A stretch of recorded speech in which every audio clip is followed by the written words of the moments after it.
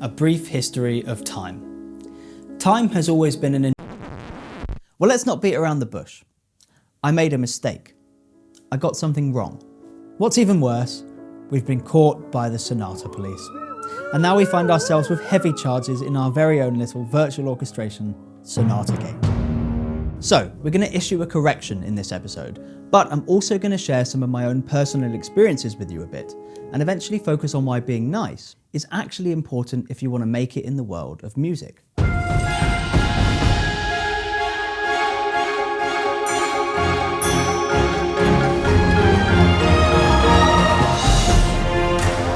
In one of the previous episodes on tempo, I made a reference to Beethoven's Moonlight Sonata and the sonata form. The key area of the episode was about tempo and timing, and the speed of the Beethoven piece and anything on sonata form was meant to be a vehicle for me to help explain some things.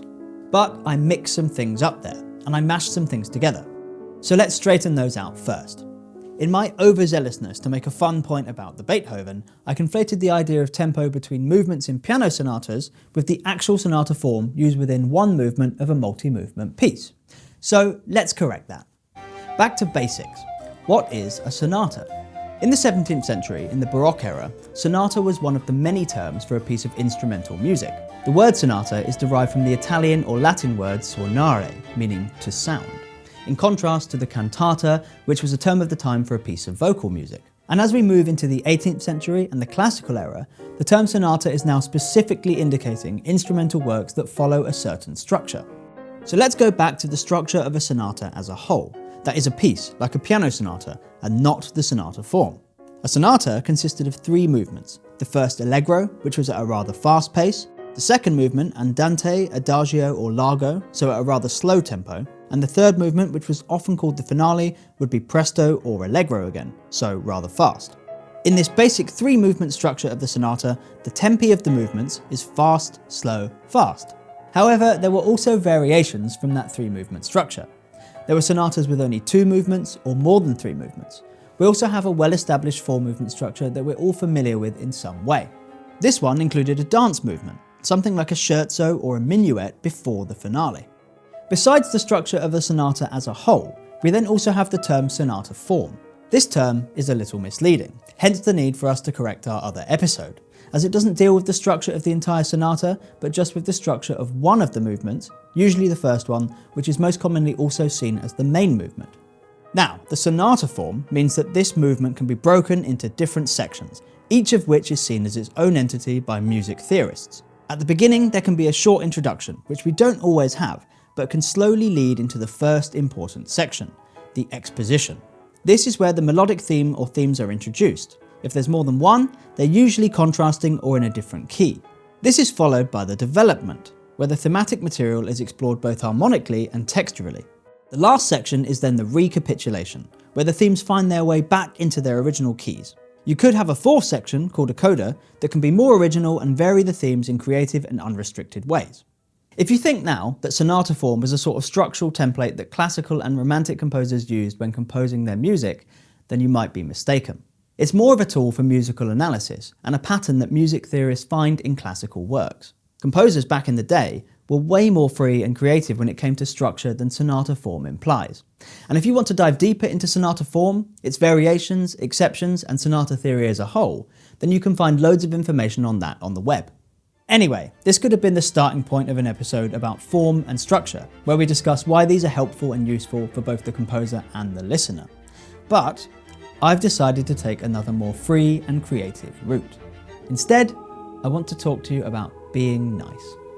Why? Well, there were some comments that were very polite and understanding, and pointed me towards my mistake. And then there were also others. I see the funny side in making a video like this.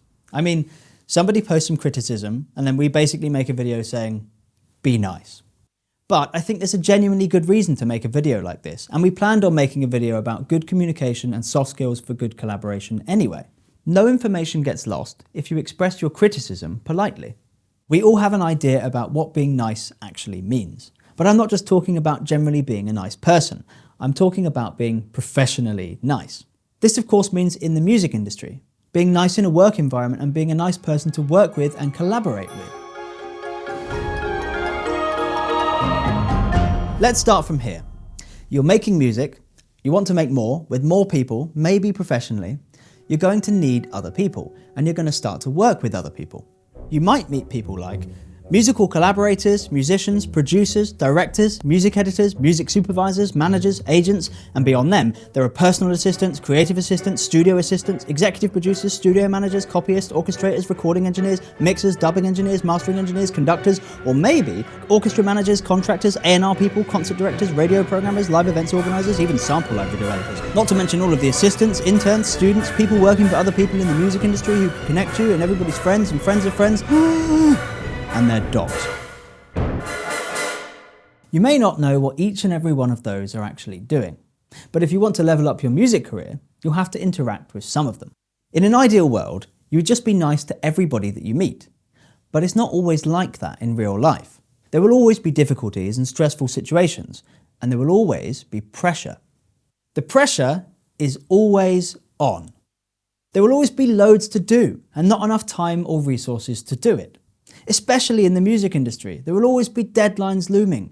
You always have to get the job done. And you might think that if you don't want to be under pressure, you just get out of the kitchen. But there's no escape. The pressure is always on. I know this sounds kind of scary, as we have the idea that being under pressure is a negative thing, that it causes stress. And maybe that's the case sometimes, but there is also another way of thinking about it. We can reframe our general associations with pressure into something that ends up being challenging, that creates opportunities and unique outcomes. And it's always on, so we shouldn't be stressing about it. But how do you deal with the pressure then? When you're feeling under pressure, the first thing that happens is that you get affected emotionally. We're talking about music, and we attach our emotions to this, and it's hard to not take things personally or react emotionally. You might get some bad feedback or have a difficult client. But when you're emotionally involved with something, it becomes really hard to rationally think about it and to come up with good solutions and good ideas. So in order to deal with the pressure, you need to let go of some of this emotional attachment. You take your ego out of the equation for a minute and try to approach a situation logically. This is compounded a bit when you're working with other people who are also under pressure. So next, you have to take them into account and empathise with the other people around you. Put yourself in their shoes and work out what the outcome of a situation should be, what the best outcome can be. Then you need to be clear. You need clarity of thought to come up with a good solution to a problem, and clarity of communication to be concise and succinct when you're dealing with other people. Forget music for a minute. What's this even got to do with being nice? Well, being nice is like the sum of these three things: ego, empathy, and clarity. So let's talk more about ego. There are two sides to the ego coin. They're both needed, but the trick is to work out which one is needed when. One part of what I mean by ego in this context is essentially being self-centered, but taking yourself too seriously and talking about yourself too much. This is the negative side of ego that we can work on limiting. Enough about me. I want to hear about you. What do you think about me? Certainly at the start of your music career, you're going to end up in places where there are lots of people with lots more expertise and experience than you, whether that's other composers or other musicians or recording engineers, and this can be intimidating. And your first instinct might be to make it clear that you're a valuable person in that room. The thing is, if you're just talking about yourself the whole time, first off, you miss the opportunity to learn. By opening your ears, you'll pick up information and you'll have a moment to study the room, the people, the situation, the dynamics, and not least listen to some of the music. Secondly, by talking about yourself too much, you run the risk of just annoying people. The other side of the ego coin is personality and confidence. First of all, you can learn how to be more confident, as confidence in this sense just comes from trusting your own skills and experience. If you have something valuable to contribute, then back it up with confidence. Trust yourself. This is doubly important for music making. We all have some self-doubt as composers or musicians, but it's our unique personalities and voices that come out in our music, and this is the time to have ego. Otherwise, what's the point in making music? We don't want to just colour by numbers, we want to create something new. The question here is, how can you be confident and express your point of view and your ideas without arrogance and still be perceived as someone nice? The key here is clarity and clear communication. When I talk about clarity, I want to highlight two aspects. First, your own inner clarity about your own intentions and abilities and your goals and limitations. And second, clarity of communication. Let's start with the clarity of thought. What do you want to do? Why do you want to do it? And how far are you willing to go for it? Things get simpler when you're clear on this. You're more confident about yourself when you know the answers to these questions. Second, clarity of communication is about how you relay your thoughts to other people. This has a lot to do with not beating around the bush. This could be simply communicating your own intentions and limitations, but it's a lot to do with the attitude of your communication. And talking about attitude and limitations, there's something that nobody wants to hear. That's impossible. You should never be saying, this can't be done, or that's impossible. What I mean here is that there's a big difference between what you're capable of doing and what's possible. Yeah, Mr. Cameron, yeah, of course. Of course we can record the orchestra for the next Avatar film on the moon. Now, don't get me wrong. I'm also not suggesting that you should lie about your abilities and pretend that you can do something that you know you can't.